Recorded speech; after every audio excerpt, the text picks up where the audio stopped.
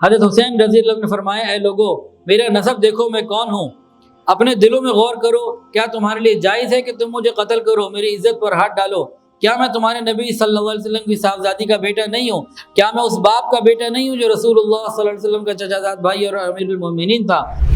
ان کے بیٹے شہید ہوئے، ان کے بھتیجے قاسم شہید ہوئے، یہ ان کی لاشیں رکھتے رہے ایک سائڈ کے اوپر، پھر اپنے چھوٹے بچے کو اپنے گود میں لیا، چھوٹا دودھ پیتا بچہ گود میں تھا، دشمن کی طرف سے ایک تیر آیا جو اس بچے کے گلے میں پیوست ہو گیا، وہ بچہ بھی شہید ہو گیا۔ اس وقت حضرت حسین رضی اللہ تعالیٰ نے معصوم بچے کا خون لے کے زمین میں بکھیر دیا اور یہ دعا کی، یا اللہ تو ہی ان ظالموں سے ہمارا انتقام لے۔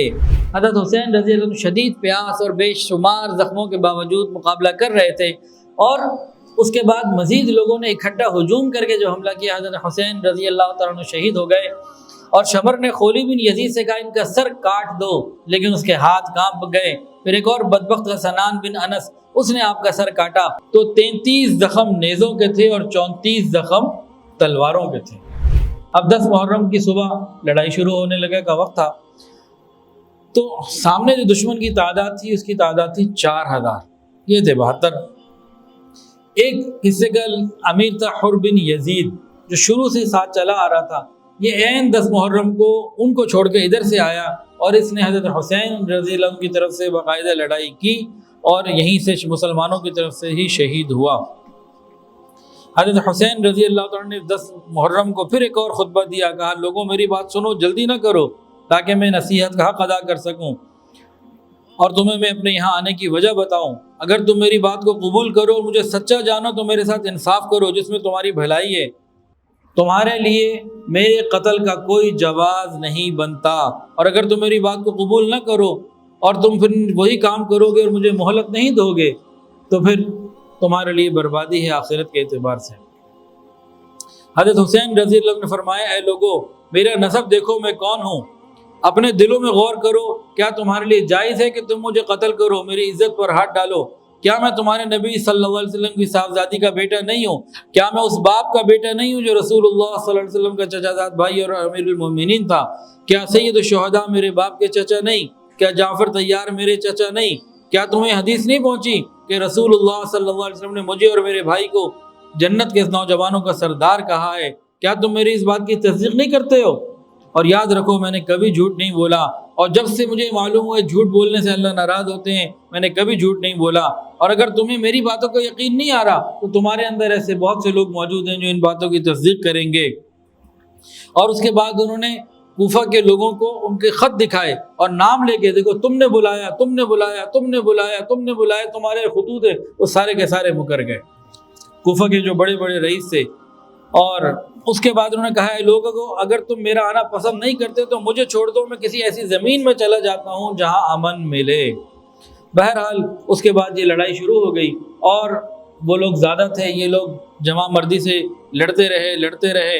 ادھر حضرت حسین رضی اللہ عنہ کے بیٹے علی اکبر بھی شہید ہوئے، اور بھی ساتھی ایک ایک کر کے شہید ہوتے رہے، آپ بھی بہادری کے ساتھ لڑتے رہے، آپ کے گھر والے بھی شہید ہوتے رہے۔ ایک عجیب دنیا نے منظر دیکھا کہ ایک نوجوان ایسا ہے جو دشمنوں میں گھرا بھی ہوا ہے، 3 دن سے پانی بھی نہیں ملا، گھر والے بھی پریشان ہیں، اولاد سگی شہید ہو رہی ہے، ساتھی قریبی شہید ہوتے چلے جا رہے ہیں، لیکن جدھر سے بھی دشمن کے لشکر آتے ہیں حملہ کرنے اور دشمن نہیں ڈر رہا ہے، اور یہ ہمت اور جمع مردی کے ساتھ جدھر جاتے ہیں دشمن وہاں سے بھاگنے کی کوشش کرتا ہے۔ کرتے کرتے ان کے بیٹے شہید ہوئے، ان کے بھتیجے قاسم شہید ہوئے، یہ ان کی لاشیں رکھتے رہے ایک سائڈ کے اوپر، پھر اپنے چھوٹے بچے کو اپنے گود میں لیا، چھوٹا دودھ پیتا بچہ گود میں تھا، دشمن کی طرف سے ایک تیر آیا جو اس بچے کے گلے میں پیوست ہو گیا، وہ بچہ بھی شہید ہو گیا۔ اس وقت حضرت حسین رضی اللہ تعالیٰ نے معصوم بچے کا خون لے کے زمین میں بکھیر دیا اور یہ دعا کی، یا اللہ تو ہی ان ظالموں سے ہمارا انتقام لے۔ اس کے بعد شمر 10 آدمیوں کے ساتھ حضرت حسین رضی اللہ عنہ کی طرف بڑھا۔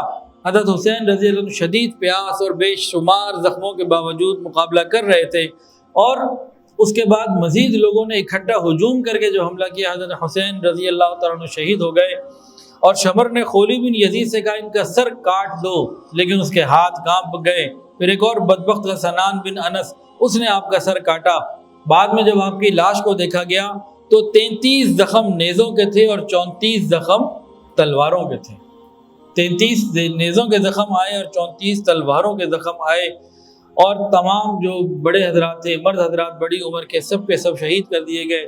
صرف ایک حضرت زین العابدین رحمۃ اللہ علیہ بیمار تھے، چھوٹی عمر کے تھے، ان کو جو ہے وہ چھوڑ دیا گیا۔ بعد میں ابن زیاد بدبخت کا یہ بھی حکم تھا کہ ان کی لاش کو گھوڑوں کے نیچے رکھا جائے، تو گھوڑوں کے ساتھ روندا بھی گیا۔ انا للہ و انا الیہ راجعون۔ اس کے بعد ان حضرات میں سے بعض حضرات کے، خاص طور سے حسین رضی اللہ عنہ کا سر جو ہے نا، سر مبارک جسم سے کاٹ کے الگ کیا گیا اور یہ ابن زیاد کے سامنے لے کے گیا۔ ابن زیاد کے سامنے جب سارے سروں کو رکھا گیا تو ایک چھڑی سے ابن زیاد حضرت حسین رضی اللہ تعالیٰ عنہ کے ہونٹوں کو ہاتھ لگانے لگا، چھڑی لگانے لگا۔ زید بن ارقم سے رہا نہ گیا رضی اللہ عنہ، کو فرمانے لگے کہ اپنی چھڑی ان مبارک ہونسوں سے ہٹا لو، خدا اس قسم ہے اس ذات کی جس کے سوا کوئی معبود نہیں، میں نے رسول اللہ صلی اللہ علیہ وسلم کو ان ہونٹوں کو بوسہ دیتے ہوئے دیکھا ہے۔ ابن زیاد کو غصہ آ گیا، کہنے لگا اگر بوڑھے نہ ہوتے تو تمہاری گردن بھی اتار لیتا۔ پھر یہ سر یزید کے پاس بھیجے گئے۔ یزید نے بھی اپنی چھڑی حضرت حسین رضی اللہ عنہ کے ہونٹوں کو جب لگائی تو اس وقت ایک اور صحابی وہاں قریب تھے، وہ تھے ابو برزہ اسلمی رضی اللہ تعالیٰ عنہ۔ انہوں نے کہا اے یزید، اپنی چھڑی حسین کے دانتوں پر لگاتا ہے، میں نے رسول اللہ صلی اللہ علیہ وسلم کو دیکھا ہے کہ ان کو ان ہونٹوں کو بوسہ دیتے تھے۔ اے یزید، قیامت کے دن تو آئے گا، تیری شفاعت تو ابن زیاد ہی کرے گا، اور حسین آئیں گے تو ان کے شفیع محمد رسول اللہ صلی اللہ علیہ وسلم ہوں گے۔ یہ کہہ کر پھر وہاں سے تشریف لے گئے۔ ویڈیو کے نیچے سبسکرائب کے بٹن پہ کلک کریں، بیل کے آئیکن پہ کلک کیجئے تاکہ ہر نئی ویڈیو کی نوٹیفیکیشن